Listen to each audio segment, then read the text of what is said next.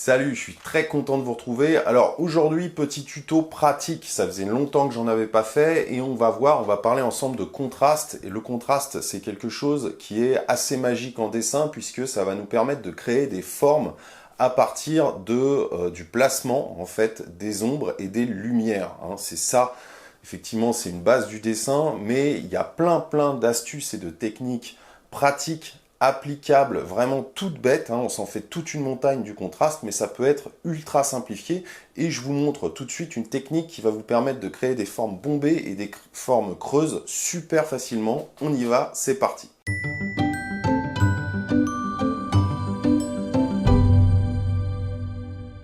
Alors, petit tuto très simple à l'usage des débutants, là vraiment pour le coup, on va voir une technique vraiment pour modeler des formes.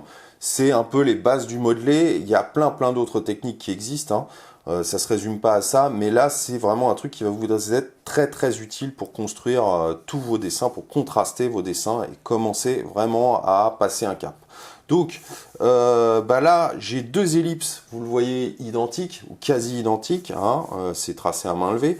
Et puis là, je vais faire, dans ce premier cas, dans cet exemple, je vais faire une forme qui sort, bombée, comme ça, d'accord, en volume bombé. Donc on peut imaginer un clou planté dans un mur, une bosse sur un terrain, ok, n'importe quoi. Et dans le cas numéro 2, je vais faire l'inverse, c'est-à-dire que je vais faire une forme en creux, creusé comme ceci, donc un trou, et une forme creusée. Donc comment je fais pour modéliser, juste à partir en contrastant, comment je fais pour modéliser ces deux formes? C'est hyper simple, je vais vous expliquer, je ne vais pas faire quelque chose de réaliste, je vais faire quelque chose d'accessible et que vous allez pouvoir refaire directement. Je vais choisir la première chose qu'il faut faire quand on contraste, c'est choisir la direction de la lumière. Ok, ça c'est une première base, donc je vais tracer une flèche comme ça pour indiquer. Donc là c'est la même chose, je prends dans les deux exemples, je prends la même source lumineuse, c'est-à-dire une source qui arrive en haut à droite et qui vient taper sur l'objet comme ça en bas à gauche en opposition. D'accord? Voilà. Donc dans le premier cas, ma zone lumineuse, ma zone de lumière va se trouver ici. D'accord? Donc je suis bien la forme des contours de l'ellipse. Ok? Et là je vais avoir effectivement une forme qui va être comme ceci et qui va partir ensuite en dégradé comme ça, d'accord, donc il y a toujours un impact supplémentaire, là où la lumière, un rehaut, là où la lumière vient taper directement, puis ensuite on est en dégradé. Ensuite je vais avoir une zone à peu près neutre, et puis je vais avoir en opposition, toujours en suivant un peu la forme de mon ellipse, je vais avoir mon ombre, d'accord, qui va venir comme ceci. Ok, donc une zone d'ombre, assez forte, plus ou moins, c'est à vous de juger après, mais qui vient comme ceci sur la bordure et donc qui est plus ou moins forte en opposition ici, d'accord? Donc elle tourne bien, elle suit bien le mouvement de l'ellipse, et puis ensuite je vais avoir une forme effectivement, donc tout ça va être dégradé, et puis j'ai une zone neutre encore sur la bordure, puisque là je rentre pas dans les détails, c'est un peu plus technique, mais j'ai une réflexion aussi de la lumière dans les zones d'ombre, dans les fortes zones d'ombre. Donc j'ai une zone qui va rester de la couleur du papier. Puis ensuite je vais avoir l'ombre portée, c'est-à-dire l'ombre générale, globale, qui vient se matérialiser sur le plan, d'accord, sur la forme plane, donc, et qui va partir en dégradé à mesure que je m'éloigne de l'objet. Voilà, la zone d'ombre, l'ombre portée s'atténue, ok.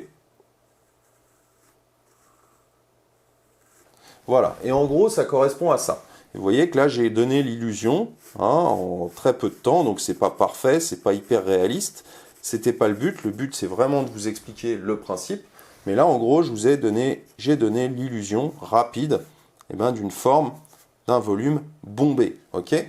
Maintenant avec la forme creusée, donc après je peux refaire effectivement les contours par exemple, insister sur quelques contours. Maintenant, la forme creusée, qu'est-ce que je vais faire avec la même source lumineuse et la même direction de la lumière?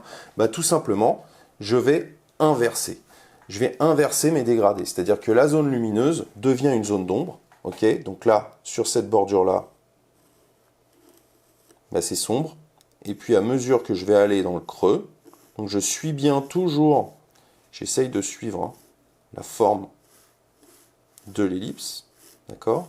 Et à mesure que je vais dans le creux, bah, ça part en dégradé comme ça, ok? Donc ensuite, je peux insister un peu plus sur la bordure, hein, légèrement. Là, j'en ai peut-être un peu trop fait. Encore une fois, ça sera à vous d'ajuster une fois que vous comprenez le principe, hein. Moi, je vous donne vraiment les grandes lignes. Et donc voilà, là j'ai mon dégradé et ma zone d'ombre dans le premier cas devient ma zone lumineuse tout simplement. Ok, donc là j'ai l'impact lumineux. Ici je fais un contour.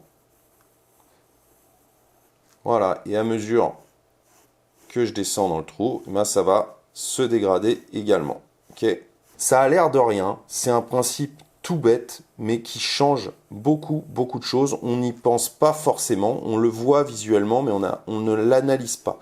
Et quand vous analysez ce genre de choses, vous en prenez conscience, ça vous simplifie énormément les choses. Vous voyez que là, je suis à l'inverse. J'ai réussi à créer, voilà, donc après, ça dépend aussi de l'environnement de ce que vous faites. Là, je refais le contour, vous voyez, mais j'ai réussi à créer une forme creusée tout simplement. Et là, il n'y a pas d'ombre portée, évidemment, sur le plan. Mais voilà, j'ai réussi à créer une forme creusée à l'inverse de celle-ci. C'est aussi simple que ça, vous voyez. Et des techniques comme ça, comme je vous le dis, il y en a plein d'autres. On se fait toute une montagne du contraste. Mais il y a vraiment des principes logiques à connaître et que vous allez pouvoir appliquer directement. Voilà, donc comme vous l'avez vu, c'est une astuce qui est super simple et qui vous permet de créer quelque chose déjà de réaliste, de modeler.